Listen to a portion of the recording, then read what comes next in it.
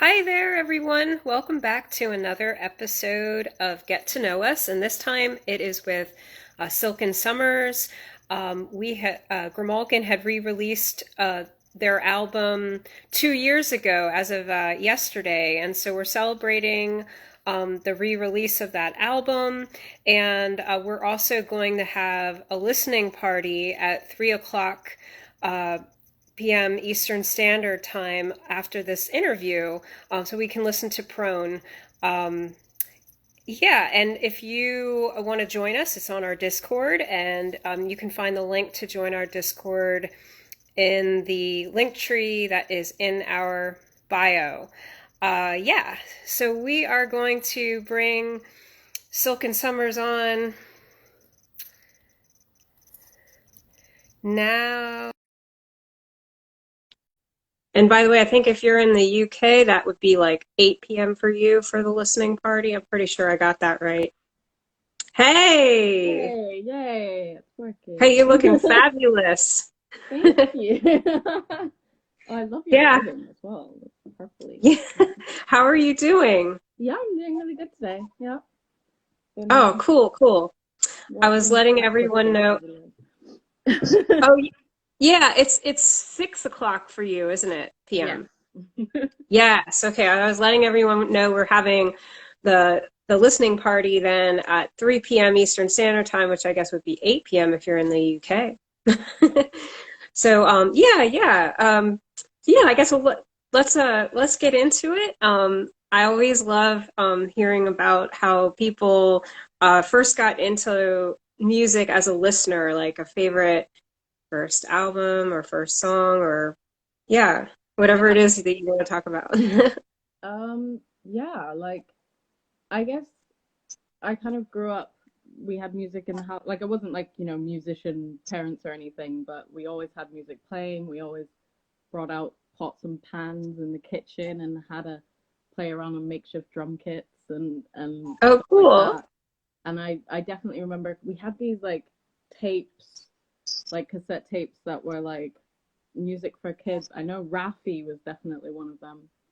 And also these just like sing along tapes and stuff like that. So I used to love them. I would play them on repeat till they like went all warbly and gross and um but my favorite first favorite album that I can remember was a Judy Zook album, because Judy Zook is like she was a family friend of ours, my uncle.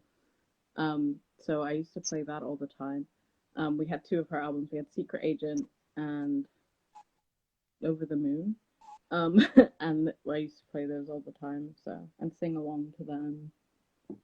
Oh, cool. Yeah, I'm not familiar with who that is or anything. Is that like what kind Yeah, of music is it? she's like a singer songwriter that was she got to number one here in like the 80s or something, but she's been uh her career has been decades and decades of just like awesome. She's a great lyricist. Her voice is beautiful, very similar to kind of like Joni Mitchell sometimes. Oh, Um, okay. and yeah, beautiful.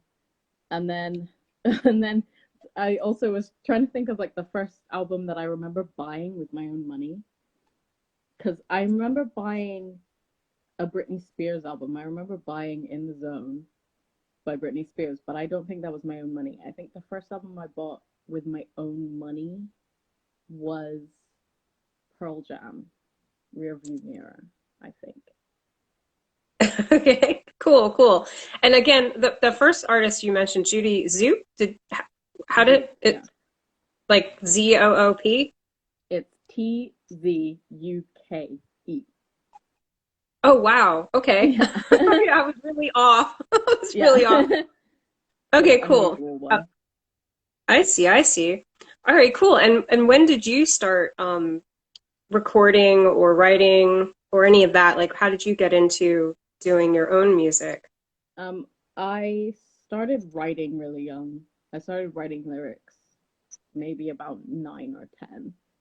Um, and I have some of them in my room still, and I was songwriting is not a natural talent. But I started writing probably about 9 or 10, and I used to also with a few friends in school, we would write songs together and just sing them, like, performing to no one in the playground at school. And then Yeah, that's cool. yeah, it was fun. It was cute. And then I think I started playing bass and singing in bands probably around 12 or 13, um, in school. I used to I used to rope my best friend into being in bands with me. And I started playing bass because I couldn't find a bassist. There were a lot of guitarists and a lot of Yeah. singers, but even a few drummers, but I couldn't find a bassist. So I was like, bass is cool. I'll start playing, and I did that. And I used to write the bulk of the songs for the first couple of bands I was in, 12, 13, 14. I started performing in bands probably about 14. Oh, wow. Yeah, you've been doing it for quite a while then. Yeah, That's but I exciting. didn't go solo until way after. So I was in a band when I was like 17, and then when that broke up, I wasn't doing music for a few years. And then I didn't start doing solo stuff until like, I guess, 6 years ago now, um, publicly. Like I wrote solo stuff and played it on guitar for myself, but I didn't start performing until relatively recently. Solo. Yeah, yeah, that's really cool. Well, tell us a little bit about your EP Prone and um, how it came about, or how you recorded it, or anything that you want to talk about in regards to the EP. Yeah, cool. Prone technically started being written probably when I was about 16. Um, Oh, wow. yeah, some of the songs on there started being written years and years ago and sort of morphed over the years, being added to and subtracted from and stuff. Um, I know Wringing My Hands, I wrote the bulk of that when I was about 16 or 17. Um, and because obviously you live so much life between 17 and 27, um, the lyrics just sort of changed with the lyrics to Prone are definitely like my life experiences, a lot about homesickness and disability and trauma and just mental health issues and stuff like that, and just all kind of balled up together. So yeah, they morphed over time to become what they are now. And I started recording it um, about 6 months before I put it out. So I was like, I just kind of went, I want to put out an EP. I wanted to put out 7 tracks, and then I decided I'll put out 5, and then it ended up being 3 because I didn't give myself much time to do it, but I just sort of decided I wanted to do it because I hadn't put out a solo EP before, and started sketching around. I decided earlier on that I didn't want to put any guitar on it, even though I wrote all of them on guitar. So I kind of mapped out the chords on guitar and then took the guitar out again and started playing around on Reaper with Oh, wow. different uh, virtual instruments and stuff. Like my music box and my Celesta virtual instruments were my favorites for that one, I think. And then I decided to record. Me and my friend went out. She does like sound and radio stuff, so we went out to record just some field recordings and found sounds and stuff. Um, and we went out for a day and just recorded loads of random shit, and then Yeah. did that up and put a load of that on there. Like in Robots, the percussion in Robots is all from field recording, like Oh, wow. random clanging about with my walking stick on metal iron railings and stuff. So yeah, Oh, that's a really lot of cool. fun. It's Yeah. So, I'm just curious, like, so you said you wrote them on guitar, but then you didn't want to include guitar. Like, what was your, I don't know, your thought process behind that? I'm just curious out of my own, my own Yeah. curiosity. The main reason was I play acoustic guitar out of kind of like necessity because it's harder to accompany yourself on bass if you're playing live. It doesn't have as much harmonic information and doesn't sound as good. So I started playing acoustic guitar. And with bass, like I had bass lessons as a kid and it's like my instrument and I'm really into it. And with acoustic guitar, I've never been taught and I have always felt like I'm not comfortable playing it. Like I'm only playing it to have something accompanying me because it's easier than piano to me. Um, I and see. I just felt like to put it when I could sit and record and put whatever sounds I wanted on something, acoustic guitar didn't feel like what I in an ideal world what I would have wanted behind the song. So I thought I would just play around with other stuff and take out all the Yeah. because I honestly because I just think I'm not that comfortable playing it. My technique's not great, and I think it shows when I'm listening to myself playing. Like it shows that it's not my instrument, and I'm just not as into the sound that it has for that reason. Yeah, sure. I understand. Yeah, that's interesting. I guess also, if you had used an acoustic guitar anyway, it would have been a totally different EP. Yeah, But it's just definitely. interesting that you wrote it on that way. Is that something like when you're writing your music, you typically like writing it on the guitar because like it does seem like your music is also vocal driven. Yeah, So I start with vocals. I start with lyrics and melody kind of together. A lot of the yeah. time when I think of lyrics, they have a melody kind of already built in, and then I when I'm going to figure out like how to play it at a gig or whatever, guitar I hop onto and figure out what to do with chords. And yeah, I don't know. It's like limiting in a way because I only know so many chords on an acoustic guitar. So Yeah. Yeah, I mean that there's plenty of songs that are written with just a couple of chords anyway. It's like yeah, I you think know. Ringing My Hands has like two chords for an 8 minute song. Yeah, it's like it's everything else that's going on and definitely your vocals that that make it special. At least in my in my opinion.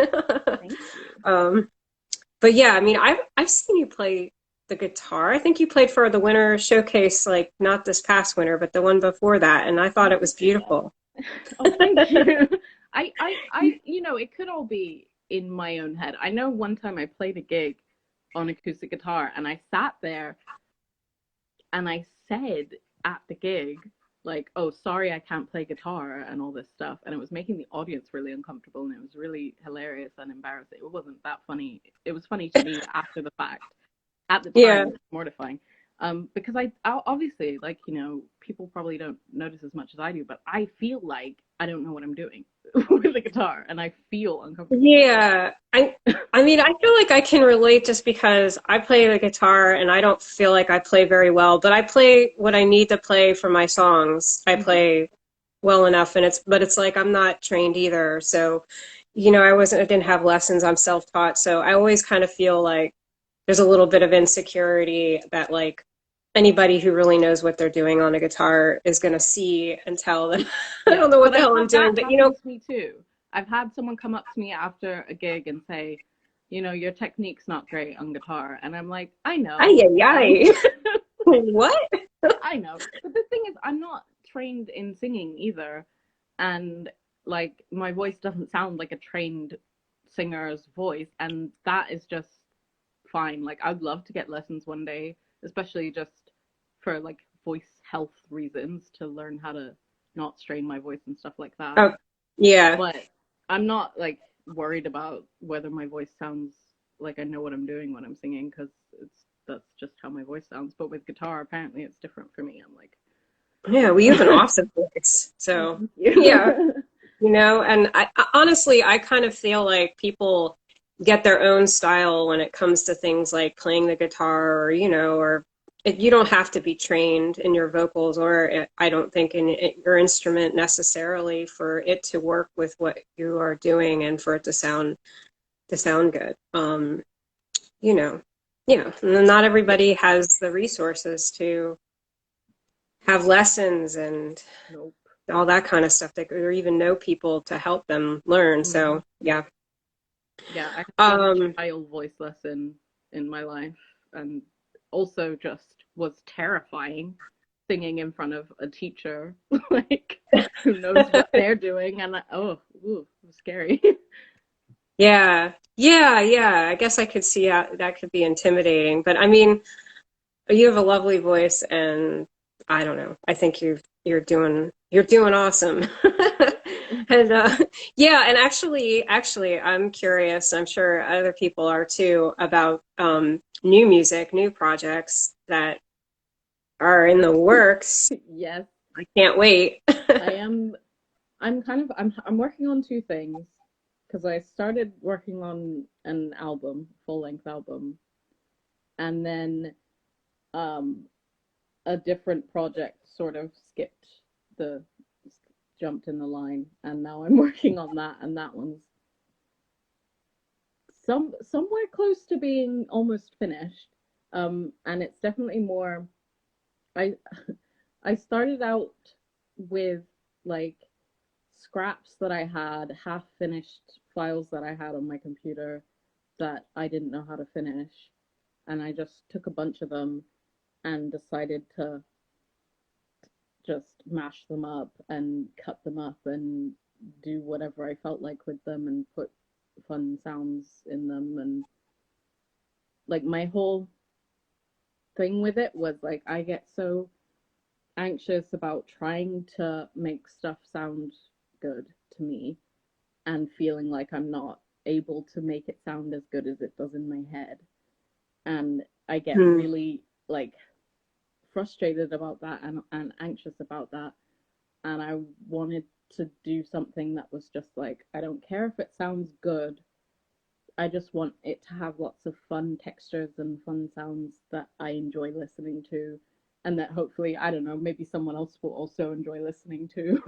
But it's very much like a auditory stimming kind of thing. I guess there's like Oh, cool. elements of like ambient stuff where it's just textures, and there's more kind of like field recording stuff and some experimental stuff, some glitchy stuff. I don't know. I was having a lot of fun, and then I've put it to the side to kind of sit for a minute, and then planning on getting back to listening to it and seeing how it sounds and finishing touches kind of thing, and then thinking about another release. But I think it'll be kind of different from Prone. There's less vocals on it. There's not none, but there's less. And less lyrics, which lyrics are kind of my main thing. So to put out something that's less lyrical is kind of a bit scary and different, but I think it'll be fun. It sounds really cool. I can't wait to hear it. Yeah. And by the way, Evie Shark had chimed in um that I love people who don't play, quote, well, it opens doors to expression in ways that you can't get with the rules, which is like I so agree with that. Yes, Like I that's absolutely I agree. don't know. A lot of my favorite musicians are also like folk and blues people, and of course some of them are trained, but a lot of them are trained. They're just sort of learn their own. They found their own way or Yeah, whatever, and yeah. I definitely Um, love the idea of trying to get the best of both worlds when it comes to like self-taught kind of self-expression kind of thing and technique and music theory. Like I love music yeah, theory. I love listening to people talk about music theory, and I love listening to music that was made by people who know theory really well. But I'm not yeah, particularly, I don't make particularly technical music in that way. But I love trying to use little bits of what I've learned to try and get what was in my head, like, oh, I know that what I want there is an arpeggio or whatever. I know that what I want there is a Lydian chord or whatever. Like, I love having to pull from as well, you know? Yeah, Kind of yeah. having the best of both worlds. Yeah, and I totally forgot to ask you about like what did you record? 'Cause I know we had talked about it a little bit the other day, but like what did you use to record prone? Oh I've yeah, forgotten so asking. What do you use usually?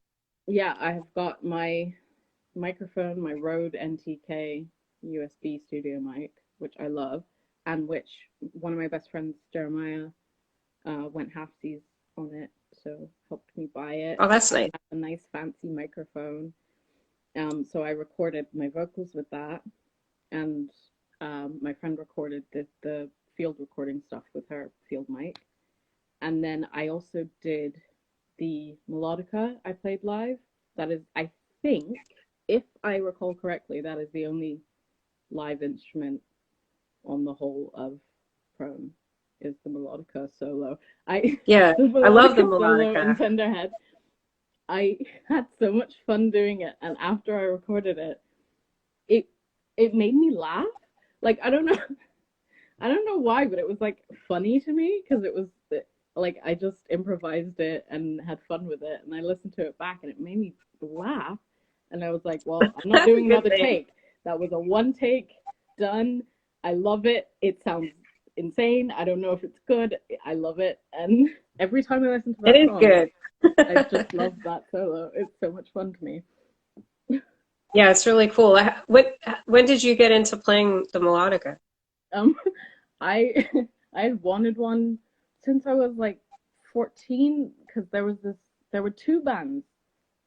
There was one band that I used to love when I was 14 who were a local band. They were called Body Machine and they're not together anymore. But they had a melodica on a couple of tracks. And then there was another band that I saw like twice that were a local band called Dirty Fingernails. And I have no idea if they're still together. But they use melodica quite heavily. And I wanted one so bad. And I never got one for years and years. And then just before I was starting on Prone, I was like, Ah, good timing. I'm just gonna buy myself one. Like it was £11, and it felt like Yeah. frivolous. Like I felt like, why am I buying myself this? But I was like, you know what? It's a pink melodica. I've wanted one Oh, for that's years, great. and I just got it. And then I had to use it because I bought it, and I don't play Yeah. it that much, and I don't really know how to play it, but it's fun and I That's a love it. yeah. And it's just so nice when you wanted something for so long, and then you're able to just fuck it, I'll just get it. It was great. Yeah, yeah. And you said you use Reaper, right, for your Hmm. production work. Yeah, Yeah. Just throwing that out there to folks. yeah. Reaper. Um, Um, I love yeah. Reaper. It's so it crashes when I use too many instruments, and that's how I know that it's time to start wrapping things up. Is when Reaper starts crashing. But apart from that, it's so good for That's me. funny. And like I didn't pay for it because you can use it for free until Sure. you make money from it. So I didn't pay for it until after I recorded Prone and knew, okay, I'm gonna put this out commercially. So I could use Yeah. it for free for all that time, and I just love that. Yeah, it is really cool that they do that. And I don't really think they expect people necessarily unless they can afford it or like big time musicians making like lots of money. I don't know. Yeah. Maybe I'm wrong on that, but No, I'm no, no, pretty you're sure. totally right because they don't limit any functionality Yeah, when they you just have the kind of free remind version. you, And right? Like, it's just genuinely like they want people to be able to use it and then pay for it when you're going to make money from it. And I think that's really cool of them. that is very cool. Yeah, we're trying to put together like a tab on our website of like open source things Hmm. like music, but other things too, just to kind of like have a page, a resource page for folks because there's a lot of really cool open source stuff out there that like I'm just learning about too. Hmm. So, but yeah, I know we had talked a little bit about workshop, doing a workshop in the Yeah. future. So, but yeah, yeah, we have an artist named Baltamega is going to do a workshop on using LLMS, which is apparently it's like an open source program that works a lot like FL Studio, and Oh, it's right, yeah, free. yeah. So That's it's really awesome. cool. I had no idea. So yeah, No, but I've never heard of that one. That's so yeah, cool. yeah. But yeah. So yeah, I wanted to talk to a little bit if you wanted to share some of your influences. I mean, it doesn't necessarily have to be music influences, and it doesn't necessarily have to be about prone, but like just in general, like where you kind of gain your inspiration from, whether it's musical or non-musical things that are, yeah. Yeah. I think like I kind of said, lyrically, I'm very much like I just write about my own life and my own experiences and my own head, what's going on in there. Um, Yeah. but I think stylistically, when it comes to lyrics, again, Judy Zook was probably a big influence, and then TaughtMe, who is like mainly a guy called Blake Henderson, and I've loved that band for over a decade, and musically and lyrically, they're definitely not necessarily an influence. Like, I don't know if you can hear the musical influence, but definitely an Yeah. inspiration. And he does use a lot of like interesting textures and interesting kind of ways to get to percussion. Like, there's one track of his called "I Told You So," where there's fireworks as like a kind of drum fill. And Hmm. I just remember the first time I heard that, it blew my mind. Like, oh my God, yes, Yeah. TaughtMe, yes, Evie Shark. I remember finding out that we also like TaughtMe, and I just never met anyone else who liked TaughtMe, and I was like, yes.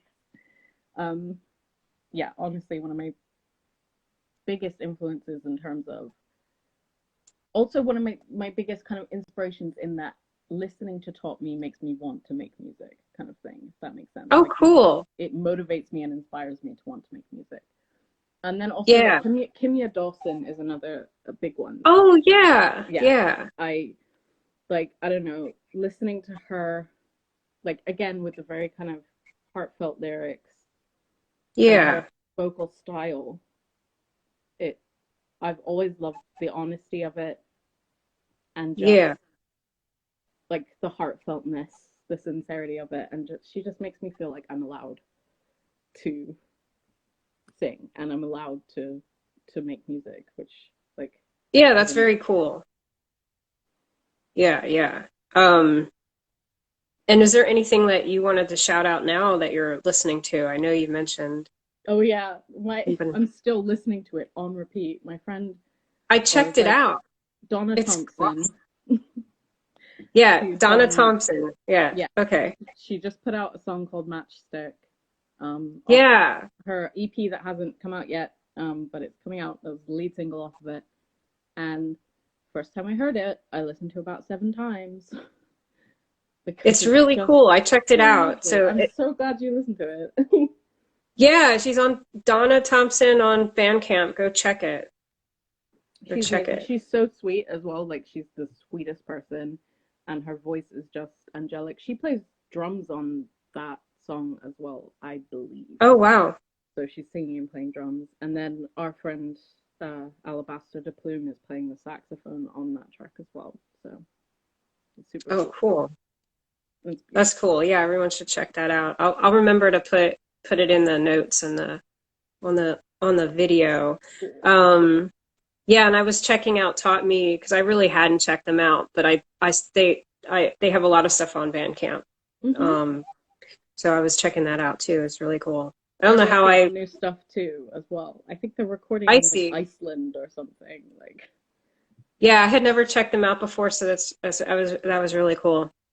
Um, yeah, so actually, like switching gears for a little bit. As most people know, as you know, we do a lot of mutual aid work within the work that we do, and typically, like when we do tape releases, like the proceeds will go to different organizations. And I know we were talking the other day about you're thinking about moving, and you've been like scoping out what's been happening, where you're hoping to move to, and it sounded so cool. The what was it? The Pink Peacock. yeah. Yeah. So I wanted to hear, yeah, about what you're I mean, if you want to share about your move or why you're choosing to move to Yeah, Scotland and um, what you've been learning about where you're hoping to go to and everything. Yeah, that would be really yeah. cool to hear. I'm super excited and super nervous. I'm looking to move to Glasgow in Scotland, um, which is me moving country again. I was born in a different country. I lived in this one and now I'm moving to another one. Um, so I was kind of, yeah, like I say, just looking ahead at what's happening in Glasgow, what music stuff's happening and stuff. And I stumbled on the Pink Peacock, which is a cafe. Um, they're a like queer, primarily Jewish anarchist cafe. And they are pay what you want and stuff, but they also do like mutual aid and like a obviously pay what you want food, and then they have a free fridge outside for, you know, Silken in Scotland, yes. um, so yeah, they're amazing, and honestly, I've just been really excited by just following them on Twitter and trying to keep. Um, Yeah, oh, I'm gonna have to I'm check them just out. super excited. They make me feel like people are actually doing like new and exciting and important things for their community. They're so community minded and community oriented and just actually giving back to the community. So I'm super excited to go there. I've never been. I really want to. Yeah, yeah, it sounded really, really cool. Yeah, and I'll have to follow them on Twitter then. I'm gonna imagine it's under the Pink Peacock, right? Yes, yeah. Pink Peacock Okay. on Twitter. They're everywhere and they're really cool with social media, like keeping people up to date with what they're doing. They put on events and stuff. I know they've put on a couple of Oh, music cool. shows, and they've put Ah, on maybe you can like play an there. art showing as well. I think they've done a film screening as well there. Yeah, loads of cool stuff. Yeah, well, hopefully if we do like a proper release for you this for your new album, we can like contribute tape proceeds maybe to them and maybe you can Yeah, see if that's the they'll plan. do a did you play a show there? Maybe you can do Yeah, like an opening show or yeah. something like that. That'd If be they'll really have rad. me, that is what I would love. That is the dream. Yeah, yeah. Well, we can make that happen. It'll happen. Um, so yeah, so getting into like the other work that we do with Grimalkin, you know, we're always trying to find alternative systems or paths to help artists that are outside the norm and in the music industry. And I always like hearing from folks, kind of like their biggest beef, either with the music scene locally or in the music industry or world or things that they want to see changed because there's just so many things that could be changed. I just know your thoughts on that. Yeah. Whatever. Yeah. I mean, I feel like locally, I mean, I'm kind of between places, like I say, at the moment, but back in Kent Yeah. where I was growing up, like the music scene there died pretty much. No offense to anyone who's trying to keep it going right now because it's so thin on the ground. So that is a gripe, but also just generally the music industry. Like I was trying to think of like how I would sum it up, like my biggest problem that I have, and like it's honestly Yeah.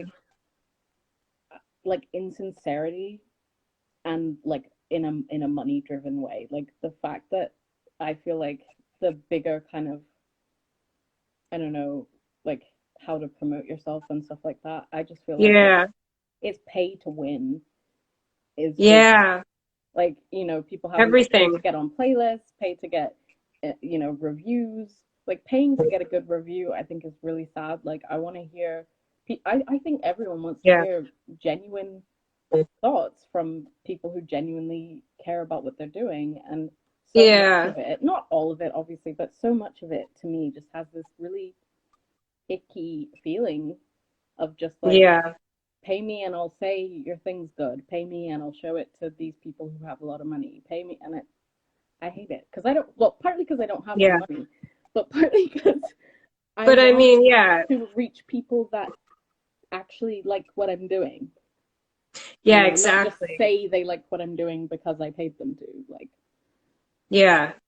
It seems like there's more and more of these companies that are creeping up too, where they're like trying to get, because Grimalkin even got solicited by one to say, like, do you want to make money reviewing music for your label and for other, like, I don't know, things? And I'm like, what? Like, no, like that sounds terrible. Like, like that's what we need less of. We don't need more companies like trying to profit off of artists, like the scraps that they want to like throw at artists for, just to listen to the music, no less. Like, not just to, like, there, I guess there's like the pay to play kind of situation too. It just like, like, I don't know. I haven't used Submit Hub, but I've heard a lot of bad things with that place. I guess you don't have to pay, but I think if you do, like, you'll get more people to check it out and stuff like That's that. I think exactly that's it. how it works. Somebody correct me if I'm wrong.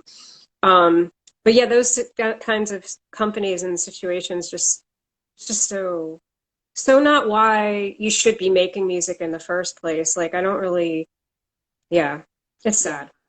it is sad, and it's sad for, like on all ends to me. Like I Yeah. would hope that if you are in, I don't know, like say music journalism, it's because you're excited about music people are making and you want to share it with people, not because Yeah. you want to wring money out of artists that barely have any just so that they can get someone to listen to what they're doing. Like, Yeah. Yeah. Yeah. It's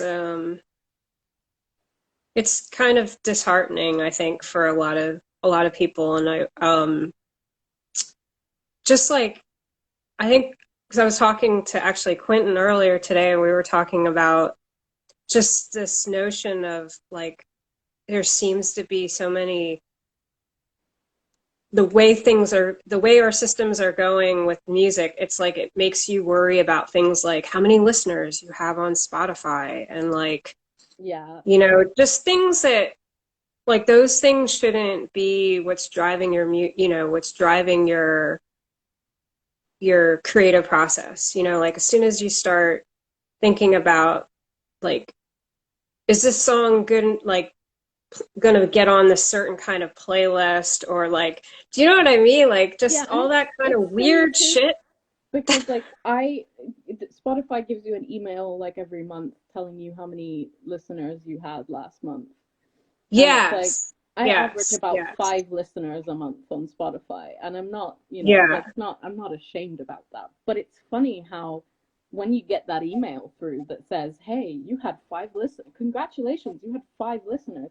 That does feel a little bit Right? like then you feel like, oh no, that's bad that I only have 5 listeners. When it's not. Like I'm Yeah, like the fact that, every month, like 5 people or sometimes more think, I'd like to go listen to that actually. Like that's so cool to me. Like before yeah, it I is, put that out the is. EP, it was none people doing that. So I'm actually Yeah, happy that 5 whole people want to actively listen to my music or have it on a playlist or whatever. Like I don't need yeah. Spotify to give me analytics because it just makes it weird and it makes it feel like a bad thing that there should be more and I should be sharing it more and I should be Yeah, that's paying that's people to true. It listen probably to it. does. Yeah, yeah. And then, like, I guess, like, if you get a bunch of listeners, then you're like, and then they keep emailing you, and then they go down, and then you start to just worry about, like, oh, I got to keep producing content so Yeah. that I can keep up with this, like, disgusting system And that that is the other Spotify thing is and that streaming is. I can't get behind because that it I work so slowly.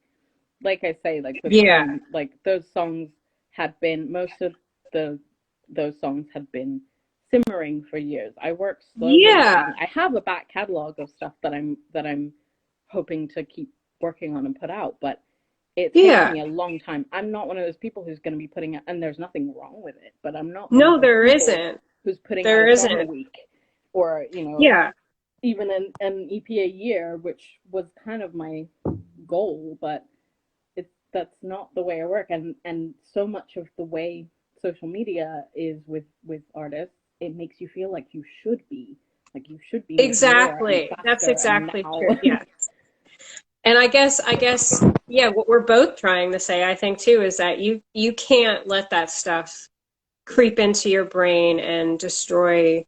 what's right for you. You can't worry about, you know, all that outside stuff. Because I think as soon as you start letting that stuff sneak in, and it is hard, like especially after you've released something and you have some people who are checking you out or want to listen to your music, like that pressure, the pressure can get build up, over time. But I think just trying to resist, you got to put it out on your own terms, at your own speed, when you're comfortable, and not worry about things like, yeah, playlists and listeners and numbers, streaming Yeah. numbers and stuff like that. Yep.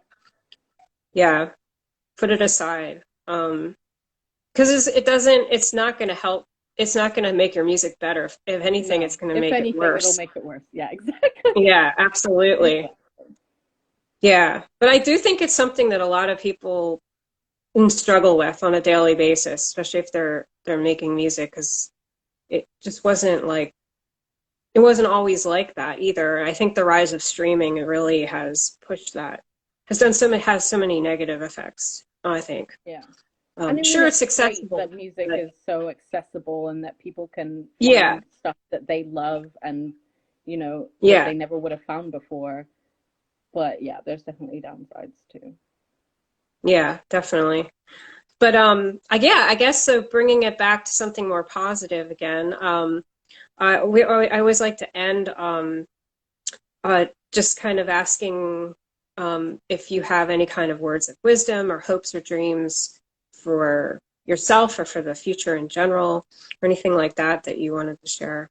Yeah, I really want to be able to say something super wise, That's okay. No but pressure here. I think that, you know, kind of what we were just saying then, like what I want people, it's kind of what I want people to think of when I show them my music is that, like, if you're someone making music or any other kind of art and putting it out there, don't worry about what anyone else is doing.